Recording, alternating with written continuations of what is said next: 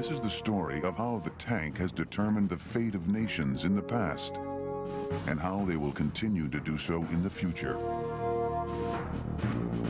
Today's state-of-the-art tank, the Abrams, is a realization of over 4,000 years of armored development.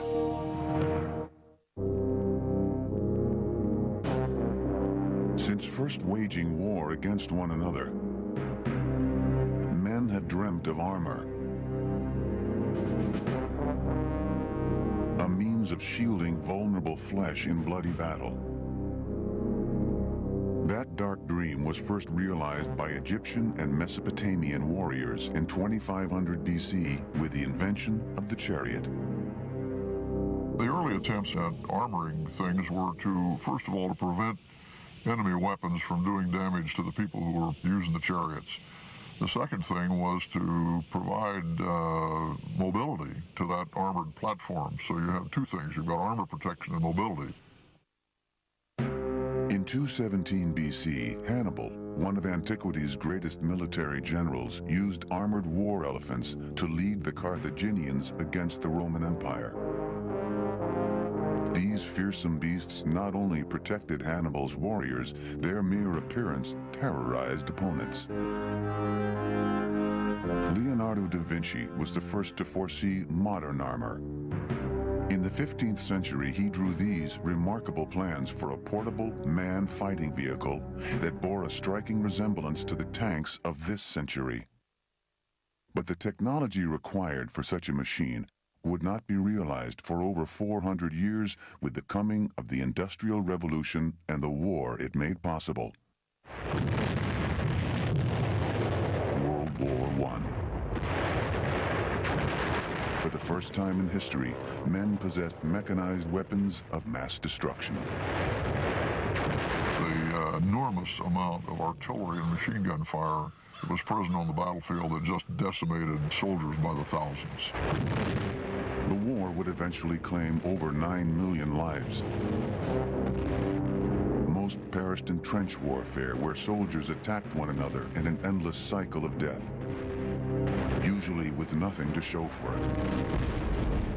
If an army possessed a weapon capable of crossing the trenches, they could break the deadly stalemate. During the first year of the war, a visionary officer of the British Royal Engineers, Ernest Swinton, saw an American-made vehicle that inspired a radical solution. Swinton had been looking at Caterpillar tractor tracks on artillery gun carriages. Swinton's idea was to put armor on the carriage that would go on those tracks, and it could go across the mud and through the trenches and so forth. Old-school military leaders in England immediately rejected Swinton's plans for the new age weapon. However, one man championed his vision: Winston Churchill, then the First Lord of the British Admiralty. Navy ship designers completed a crude prototype, the Little Willie, in 1915. The project was so classified, workers were told they were building large water cisterns for troops in Egypt. Soon, the new secret weapons were known simply as tanks. Terms such as the hull, the hatches, and the deck reveal the tank's nautical origins and persist even today. By September of 1916, the world's first armored fighting vehicles arrived in France ready for battle. Called the Mark I, the weapon was like nothing seen before or since. The armored behemoth was 8 feet tall, 32 feet long, and weighed 28 tons. It was heavily armed with 4 machine guns and 2 powerful 57mm naval guns mounted on rotating sponsons. Its 10mm armor protected its crew from most enemy bullets. The Mark I's most brilliant technological achievement was its long tractor treads that enabled the vehicle to do what had previously been impossible: navigate muddy terrain and cross trenches. But the Mark I was primitive as it was revolutionary. The crew consisted of 11 people, 4 or 5 of whom did nothing but run around and oil the engine and try to keep it running. And then there was a crew on the gun, the sponsons. It took 3 or 4 people to service those weapons. And there were 2 guys up on the top who apparently gave it some direction. The Mark I was so undependable, 50% broke down after traveling only a few thousand yards. Their cabins were so hot that crewmen often fainted. They were so noisy, communication was impossible. Not long after the Mark I drove onto the battlefields of World War I, the French introduced their own design, the Renault FT-17. Lighter and faster than its British counterpart, it weighed 6.5 tons, had a crew of only 2, and achieved a top speed of 5 miles an hour. One of its most innovative features was a revolving gun turret. The British were looking at a land battleship, so they had large vehicles that were able to cross trenches with ease. The French were looking more at replacing the cavalry horse, so they're small and more maneuverable and much better for exploitation. On September 15, 1916, tanks entered combat for the first time when 36 British Mark I's crossed the enemy lines on the Western Front. Their mere appearance terrified German infantry. Tanks certainly had an effect on the execution of World War I. They were shocking to the enemy troops. The British tanks were humongous. It must have been like the guys who saw Hannibal coming with the elephants. My God, what is that coming down the path? The tanks successfully led British troops 3,500 yards into enemy territory. It was one of the most spectacular victories of the war. In response, the Germans later experimented with armor, producing the monstrous A-7V. Weighing over 30 tons with a crew of 18, it resembled a large armored box on a tractor chassis and was never used in the war. Meanwhile, hoping to capitalize on their new high-tech weapon, the British began planning the war's largest tank offensive. The battle would deliver one of England's only World War I victories and ultimately determine the future of the tank. With the initial success of the Mark I, the British Tank Corps believed the tank was the answer to trench warfare. Hoping for a clear and lasting victory on the Western Front, Allied commanders devised a revolutionary scheme.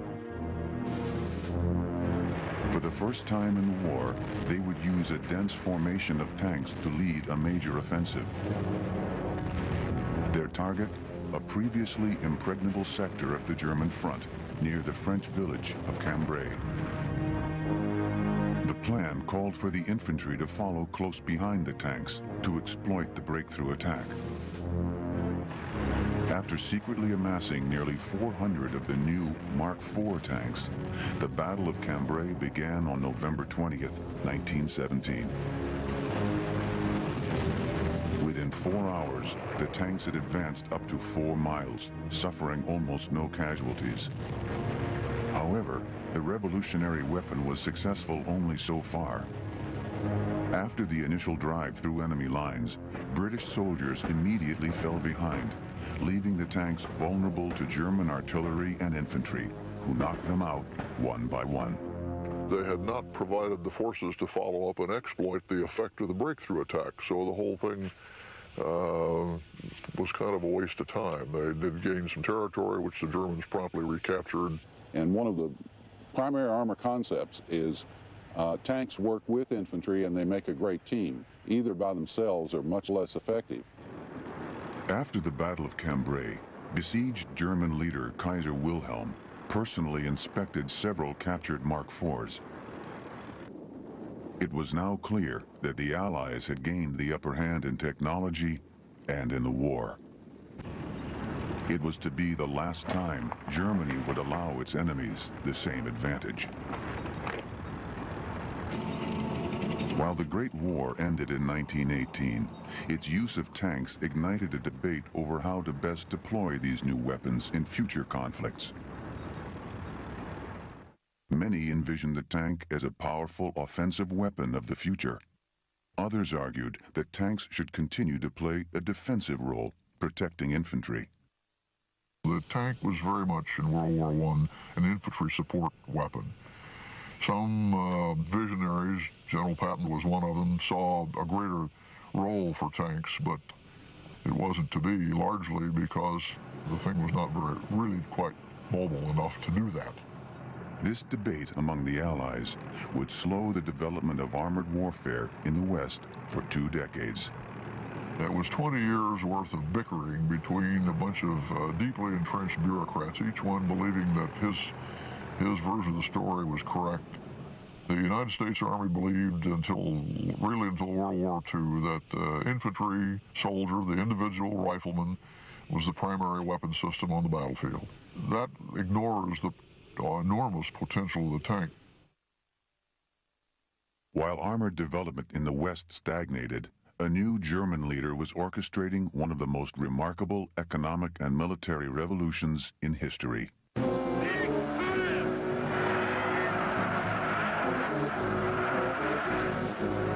Fueled by a lust for revenge after Germany's humiliating defeat in World War I, Adolf Hitler quietly set out to build the world's most menacing army. In the next war, advanced armored fighting machines would be at the forefront of Germany's arsenal. September 1st, 1939, the face of war is changed as the Nazi forces slash into Poland. Hitler's stunning invasions of Eastern Europe in 1939 and Western Europe in 1940 were the quickest and most efficient in the history of warfare. His success was due to a brilliant new tactic called blitzkrieg, or lightning war. For the first time, all tank formations, or panzer divisions, led an invasion. Unencumbered by slow-moving infantry and supported by the Luftwaffe and mechanized troop-carrying vehicles, enemies were overwhelmed by a concentrated formation of fast-moving tanks. One of the interesting things about the blitzkrieg concept was they put the armored forces forward as a spearhead, going on ahead of the infantry and everything that came along behind. The Germans were really the only ones to seize on the singular opportunity that the tanks and armored forces represented. When Hitler's panzer divisions invaded France in 1940, the French were unprepared for the devastating new strategy. France had no inkling of what was happening to them, and their tank forces, which was the only anti-tank capability they had, were spread so widely across the front that they couldn't concentrate them, and the Germans just went through them like a sieve. The shocking success of Germany's blitzkrieg challenged the West's strategy that viewed the tank as a defensive weapon. But more importantly, Hitler's invasion revealed how far behind France and the Allies lagged in armored development. If they could not catch up, Hitler would soon invade England and beyond. In 1940, Hitler's bold armored invasion of Eastern and Western Europe caught the world by surprise. France's large tank force was neutralized. Britain had only one armored division. And the U.S. armored cavalry, consisting of only 66 tanks, was forced to train with trucks and use bags of flour as dummy ammunition. The only tanks American forces employed in battle in World War I were those French-made and British-made tanks. So you're dealing with relatively ancient technology here, and with technology that we knew was pretty fragile on the battlefield, and we needed to do better. As Hitler set his sights on England and beyond, the United States and its allies desperately sought to catch up. I ask this Congress for authority and for funds sufficient to manufacture additional munitions and war supplies of many kinds to be turned over to those nations which are now in actual war with aggressor nations. With a massive $21 million investment in tank production, the U.S. rushed to design and manufacture a new armored fleet.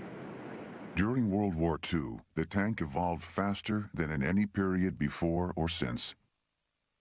Between 1940 and 1942, the U.S. became the leading supplier of newly designed tanks to its European allies, even though it had not officially entered the war. December 7, 1941, would change everything. The attack on Pearl Harbor immediately turned the United States from wartime suppliers to full-time combatants.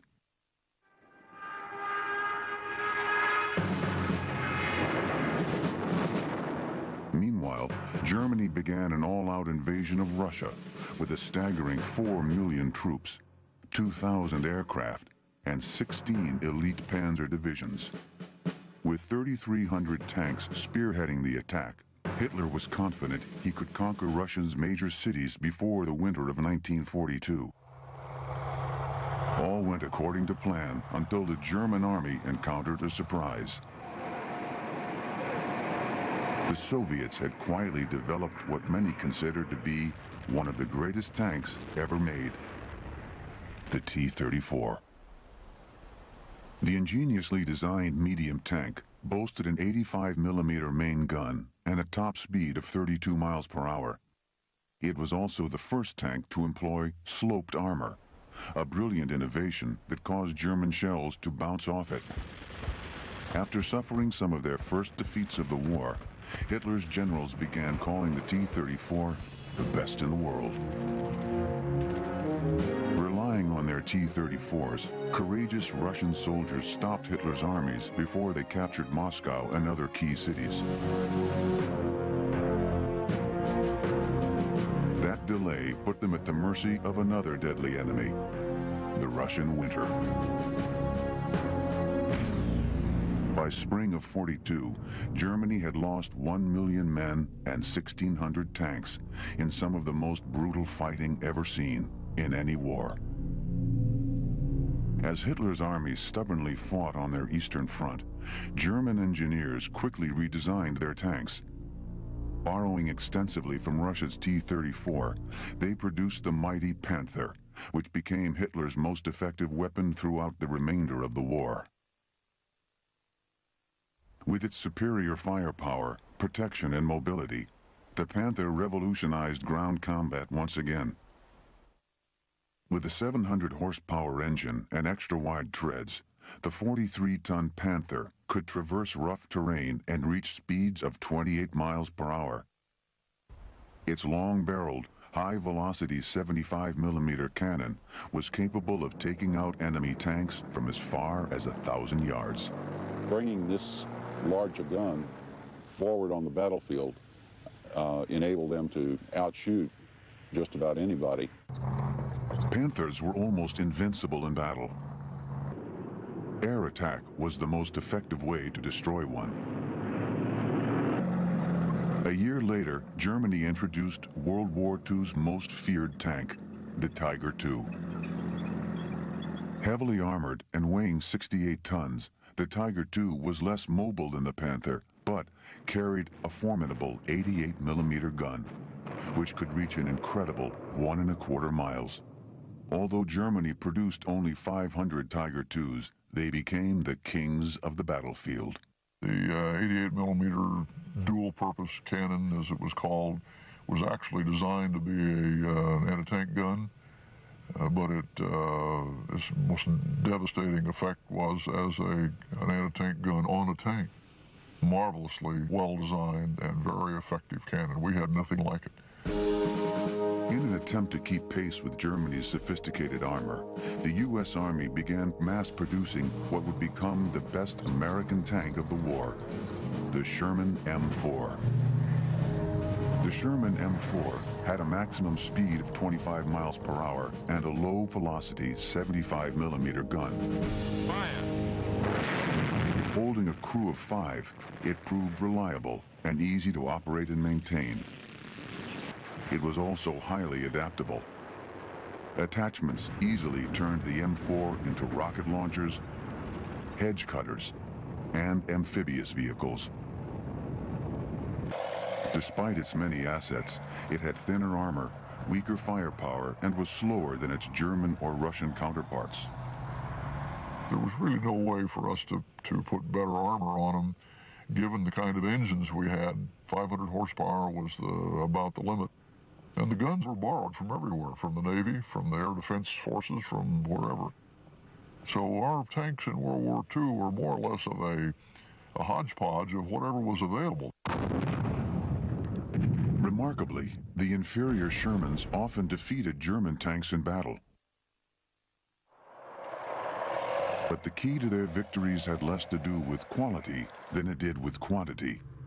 America produced a staggering 50,000 Sherman tanks between 1942 and 1945, compared to Germany's 8,000 tanks. We outnumbered them. In the end, we outnumbered them. And that was that's the industrial mobilization mentality. All you have to do is outnumber the other guy. Deploying a vast number of men and machines, the Allies achieved their most significant victory of the war on June 6, 1944. D-Day, the largest land and sea invasion ever attempted. For every 5 men put ashore, there was 1 combat vehicle. Sherman tanks played a vital role in reclaiming most of occupied Europe. But it would be 6 months into the invasion that the Sherman would meet its ultimate challenge. In response to the D-Day's most brilliant offensives, December of 1940, secretly gathered a fortified section of the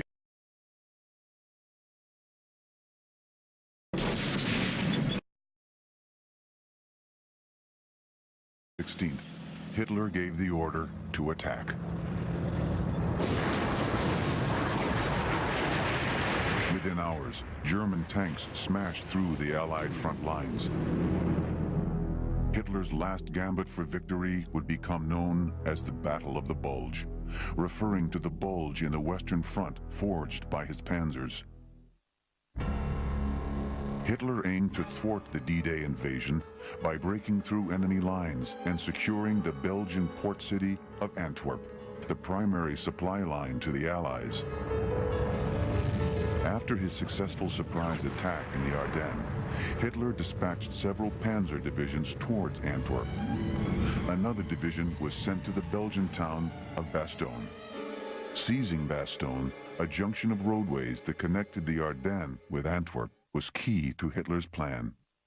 Bastogne had 7 major roads going through it, like the spokes of a wagon wheel, and it was necessary for the Germans to take that to keep their attack going, because their supplies going ahead and their wounded coming back. With the Air Force still grounded due to poor weather, the Allies turned to their tanks to secure the vital road junction. Brilliant tank commander General George Patton and his 4th Armored Division were ordered to leave the German border 157 miles away and make a run for Bastogne. Leading one of Patton's companies was 21-year-old Captain John Whitehill. We knew it was a big one, or they wanted to pull us out of a combat situation and moved us that far. They fed us on the highway. They served us coffee by just handing a can from the truck to the tank, and we never stopped. Military strategists estimated it would take the 4th Armored Division 3 to 4 days to reach Bastogne. Realizing that the Germans would take the town first, the U.S. Army was forced to rush battle-fatigued foot soldiers from the 82nd and the 101st Airborne Divisions to defend the town until Patton's tanks arrived. 19-year-old Private Don Burgett was one of the first members of the 101st sent in. They shipped us up because we, at that time, were the only available experienced combat men in the area, the 82nd and the 101st. We didn't have ammunition, we didn't have enough weapons. Some of my men in my squad had just a knife. One man in my squad had a stick he'd picked up. And as we was walking down a road, he kept hitting the stick against the ground, and he said, "I'll have a rifle tonight." And this is the way we were sent in. against an entire army of tanks, and we had knives and sticks and rifles without ammunition. On December 19th, hours before the fall of Bastogne, the first soldiers arrived. By the next morning, they were surrounded by the most lethal armored machines in the German arsenal, the mighty Panther IVs and Tiger IIs. When we ran into enemy tanks and you're on foot, it's like being in a group of prehistoric monsters. I was under a Tiger tank and it stopped right on top of me, and I was really concerned because I have seen them, if they know you're there, I've seen them lock that track and they spin around and around and they grind you into hamburger, they grind you right into the dirt. But he was there probably about 20 seconds and I thought he was there like 20 minutes, but he went on. By December 23rd, the fourth day of the battle for Bastogne, thousands of besieged soldiers had lost their lives. Patton's tanks, which should have already arrived, were delayed by worsening weather. If they did not get there soon, it appeared that the surviving soldiers trapped in Bastogne would be lost. After 4 days of brutal combat, Private Don Burgett and the soldiers of the 101st and 82nd Airborne continued to hold the Belgian town of Bastogne. But their situation was becoming increasingly desperate. The Germans had 38 divisions in this battle, and Hitler had ordered 9 of the 38 against us, our one division. We were basically trapped or cut off like the hole in a donut. Temperature had dropped to 10 below. We were out in the fields with no overcoats, no gloves, out of food and out of ammunition, and it was getting kind of lean at that time. Meanwhile, help was nowhere near. The 4th Armored Division was further delayed by poor weather. In the beginning it was decent roads, but as we neared Bastogne, they became snowy and ice covered and it became difficult to travel.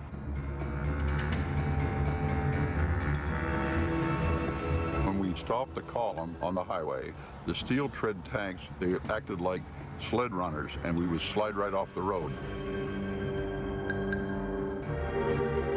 After 6 days on the road, Patton's 4th Armored Division finally reached the body-strewn outskirts of Bastogne. On the morning of the 25th of December, we kicked off from a point several miles south of Bastogne, and all this time we're hearing about how they're being squeezed and so forth. And it was about 4 o'clock in the afternoon of the 26th that they said we're going in.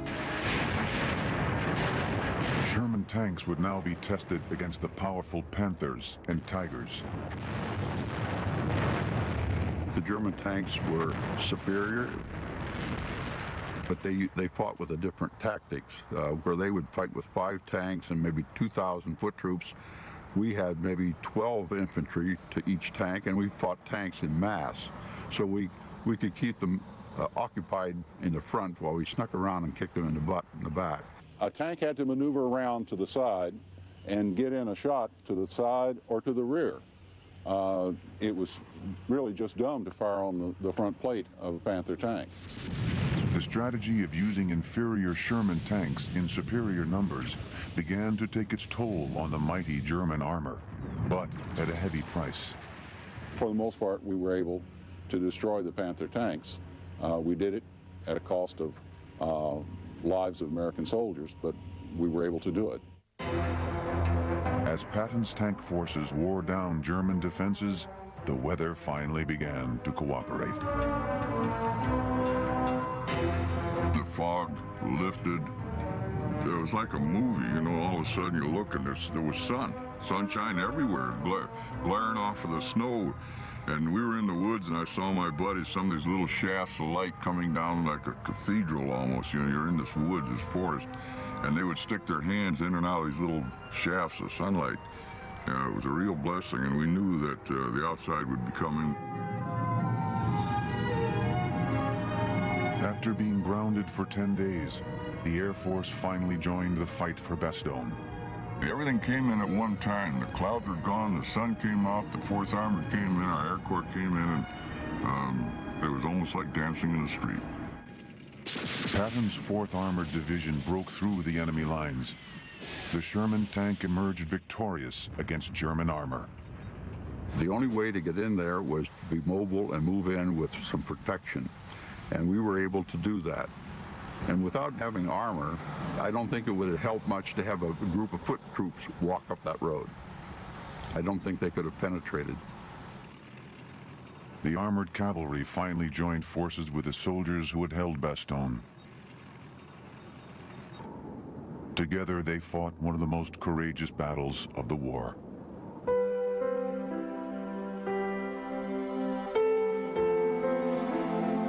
In the Battle of Bastogne, the 4th Army and the 82nd and 101st lost over 8,000 men. Well, I think they would like to be remembered that what they died for wasn't lost. But I think it, with the way the world's going, I don't know, you know. But I don't think they would like to be remembered for the glory and the honor, because there's no glory in war. I think they would like to be honored.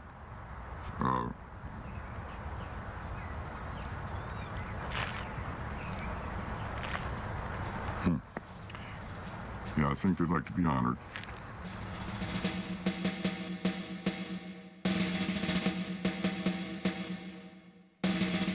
Three weeks later, the Battle of the Bulge was over.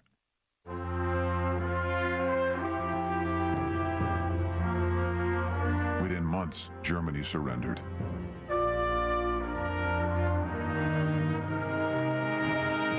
I don't think that we could have won the war over there without the tanks, because we had speed, the mobility, and the firepower. Foot troops could never move that fast, and you had to move fast. You had to maintain constant contact with the enemy. You didn't dare have a gap where they could stop and regroup. You had to keep intimate with them all the time. And that's the only way we could do it, is with tanks. The tank had revolutionized combat more than any other land weapon in the war. But another implement of war brought about the end of World War II, this time from the sky. On the morning of August 6, 1945, a B-29 named Enola Gay dropped an atomic bomb over Hiroshima, Japan. 3 days later, a second exploded over Nagasaki.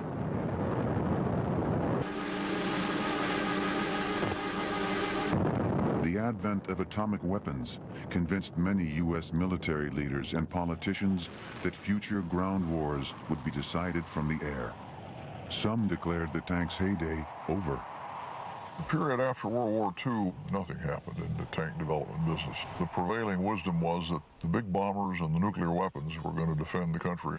This led to a great controversy about armies versus air forces this time, instead of infantry versus tanks. During the next 3 decades, the tank played a diminished role in most battlefields. In the Korean War of 1950 to 1953, modified Sherman tanks were used with little success due to military unpreparedness and difficult terrain. The tank briefly came to the forefront during the Israeli Six-Day War in 1967. Israel's gigantic British Centurion tanks soundly defeated Egyptian forces in the deserts of Sinai in one of history's most fabled tank battles. The following year, tanks became a symbol of oppression. The Soviet Union used them to suppress social unrest in the streets of Prague during its invasion of Czechoslovakia. In 1989, Chinese T-59 tanks were again used to squash political uprising, this time in China's Tiananmen Square. By the 1970s, military strategists were ready to sound the tank's battlefield death knell. But not Army General Creighton W. Abrams, who was named Army Chief of Staff in 1972. Drawing on his first-hand experiences as a commander under Patton in World War II, Abrams called for a complete makeover of the tank, the first since the 1940s. One of the things that my dad had to do while I was chief was to say, look, we got to start all over again, and we've got to focus on three things: crew protection, accuracy and precision with lethality, and mobility. It was really a back to the drawing board, trying to find new concepts, any of the improvements that could be made, and incorporate them into a totally new tank. This futuristic tank, the Abrams M1, named after the general who inspired it, would revolutionize the future of armored warfare. It would meet its first challenge in 1990 during the Gulf War. On August 2nd, 1990, Iraqi dictator Saddam Hussein invaded the tiny oil-rich nation of Kuwait. In response, a U.S.-led coalition mobilized the largest combat force in the history of warfare. Operation Desert Storm. Using sophisticated Patriot missiles and high-tech bombers, the U.S. Air Force conducted nearly 70,000 sorties over Iraqi targets. After 3 weeks, firmly entrenched Iraqi troops continued to occupy Kuwait. After this intense bombing, Desert Storm Commander General Norman Schwarzkopf realized that to liberate Kuwait, he would have to launch a ground war. The battle's most vital weapon would be the Abrams M1. Though untested in combat, it was designed to meet General Abrams' three requirements of a modern tank: crew protection, mobility, and lethal accuracy. The fully electronic Abrams tank is equipped with ballistic computers, laser rangefinders, and an infrared vision device that enables the crew to see at night. An independent thermal viewer allows the tank commander to identify targets independent of the gunner. With Abrams' sophisticated thermal sights, crews can see enemies from several kilometers at night or during inclement weather. In the process of specifying what we needed to be able to do at night, so that the whole battlefield belonged to us day and night, we did some experiments with that and figured out that we could, in fact, fix the gunner and the tank commander so they saw the same thing, give the driver a better viewer, and give the loader something that he can see to view and shoot with. To destroy virtually any land target, the Abrams is equipped with two 7.62 millimeter machine guns, smoke grenade launchers, and a 50 caliber machine gun. Its potent 120 millimeter cannon can hit a target almost 3 miles away. An independent turret stabilizes the gun mount so that it can accurately hit targets while moving on any terrain. The Abrams tank incorporates fire control systems that are much superior to anything that had ever been developed before. And some would say the current Abrams fire control system is superior to any other tank in the world. We had a fire control system that said in excess of 90% of the time we were going to hit what we were shooting at and kill it first time. To protect the crew, the Abrams is shielded by the most sophisticated armor ever developed. Made from depleted uranium, it has a density at least 2.5 times greater than steel. It's very similar to a quarter. It's different types of metals put together, some soft and some harder, to provide a wafer-like or wave of hard and soft protection that gives it a much better ability to withstand shots. Despite its 63-ton weight, it is exceptionally mobile. Boasting the most powerful tank engine ever built, the Abrams can move at speeds up to 45 miles per hour. It uses a turbine engine, much the same engine that's used in a helicopter. This tank can literally be driven at speeds that would cause the track to fall off. It worked like a charm. We had never had a turbine in a ground application, turbine that big, 1,500 horsepower in a ground application before. As they entered Desert Storm, the Abrams tank did battle with Iraq's most formidable tank, the Soviet-made T-72. During several dramatic battles, U.S. tank crews successfully located and destroyed enemy tanks before the Iraqis even detected their presence. During the Gulf War, one of the nicknames for the Abrams tank was Whispering Death, because it does not have a tank-like sound. By the end of Desert Storm, Iraqi's 4,000 tanks had been reduced to fewer than 100, while the U.S. lost only 4. Desert Storm was so quick, so decisive, that the international community is still reeling from the impact of this tank. It was such a quantum leap in capability, and it brings such great confidence to this very difficult business that we do. The best evidence, I guess, that I can cite was a statement by an Iraqi brigade commander who said something to this effect, that the United States Air Force bombed us for 3 weeks, and we lost a few tanks and some people. Then along came the 2nd Cavalry, and we lost the whole brigade in an afternoon. Due to its success during Desert Storm, the Abrams has convinced many military strategists of the tank's necessity in the modern age. Mobile, protected firepower is what the tank is. And the tank is the centerpiece of mobile, protected firepower. The tank is the key to battle success as long as you can foresee it. It has caused the nature of land warfare to change. That's what happens whenever you have such a dominant piece of technology introduced into mission and battle. It causes the nature of warfare to change dramatically.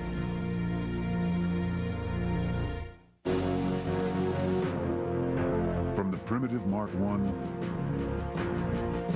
to the groundbreaking armored fighting machines of World War II, to the high-tech Abrams, tanks have helped determine the fate of nations. Until the next evolution in armor, it appears that the tank will remain in the forefront of battle. And as long as there are wars, man's dark quest for armor will continue.